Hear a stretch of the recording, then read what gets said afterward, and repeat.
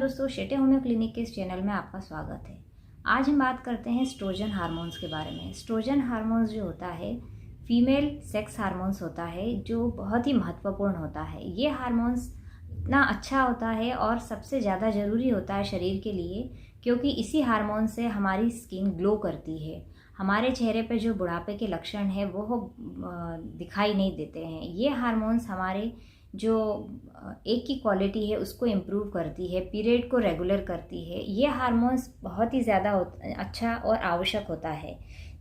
स्त्रियों के लिए ये हार्मोन्स उसके मेंस्ट्रुएशन साइकिल के लिए बहुत ज़्यादा ज़रूरी होता है। महिलाओं के लिए बहुत ज़्यादा खास होता है। ये बोन की हेल्थ को इम्प्रूव करता है। बोन हेल्थ जो होती है वो भी इसी हार्मोन पर डिपेंड करती है। आपने देखा होगा मेनोपॉज के बाद में, अगर जैसे कि ये हार्मोन्स मेनोपॉज के बाद कम इसका प्रोडक्शन होता है या ना के बराबर होता है, तो कभी कभी हमारी हड्डियां इतनी कमज़ोर हो जाती है कि इसके बाद में फ्रैक्चर होने का खतरा बढ़ जाता है। तो ये हार्मोन्स हमारे बोन हेल्थ को बहुत अच्छा रखता है। इसके साथ में ये हमेशा ध्यान रखिए कि सेक्स हार्मोन्स जो बोला जाता है इसको, इसलिए ये रिप्रोडक्टिव जो ऑर्गन्स होता है उसके लिए बहुत ज़्यादा ज़रूरी होता है। एक तरह से बुढ़ापे के लक्षण रुके रहते हैं इस हार्मोन की वजह से। इस हार्मोन की कमी से बहुत सारे लक्षण सामने आते हैं। ये हार्मोन्स एक मैजिकल हार्मोन है, इसलिए एक हैप्पी लाइफ बिताने के लिए इस हार्मोन की आवश्यकता होती है। इस हार्मोन की कमी के कारण पीरियड टाइम पर नहीं आते हैं, स्ट्रेस बढ़ जाता है, डिप्रेशन आ जाता है, साथ में इरेगुलर पीरियड होता है। इसके अलावा बहुत सारे और प्रॉब्लम्स बढ़ जाती है।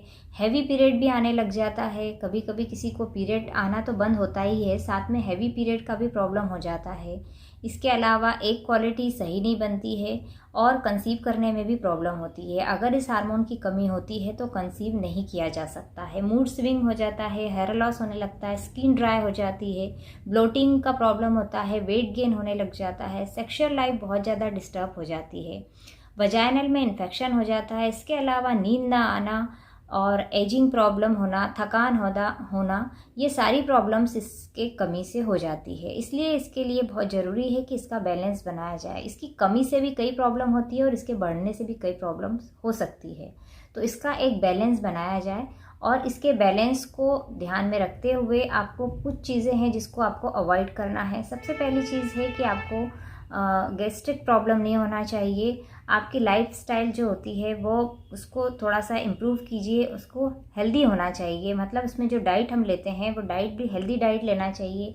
रिफाइंड फ्लोर, जो भी रिफाइंड चीज़ें हैं उसको अवॉइड करें। ये मैंने एक दूसरे वीडियो में भी बताया है कि जो भी रिफाइंड चीज़ें हैं उसको अवॉइड करें, जैसे कि रिफाइंड ऑयल है, रिफाइंड शुगर है, रिफाइंड सॉल्ट है और रिफाइंड फ्लोर, इन सबको आपको अवॉइड करना है।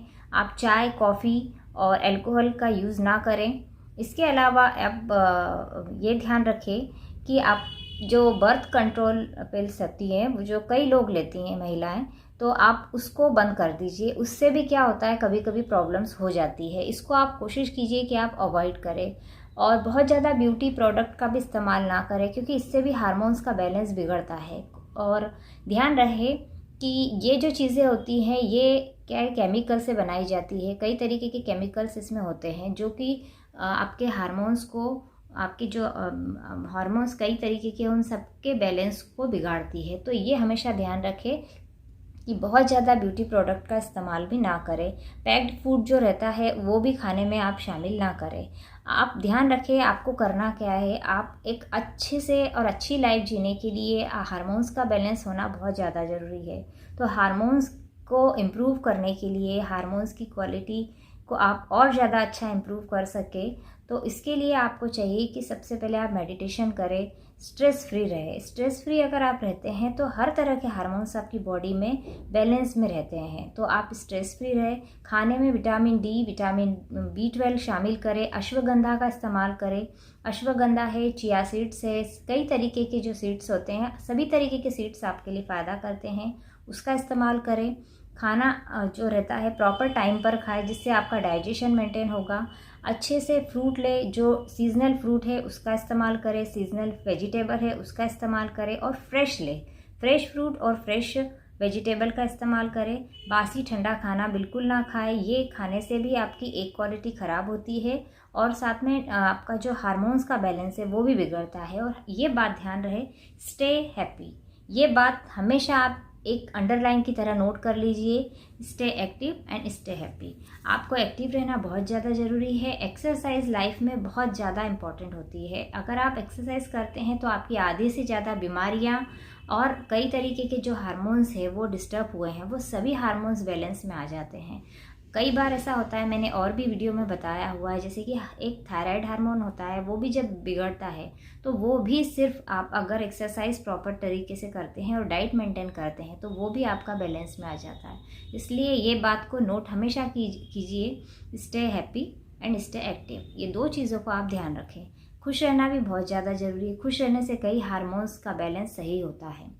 अगर आपको ये वीडियो अच्छा लगा हो तो आप इसको लाइक कीजिए, शेयर कीजिए और सब्सक्राइब कीजिए।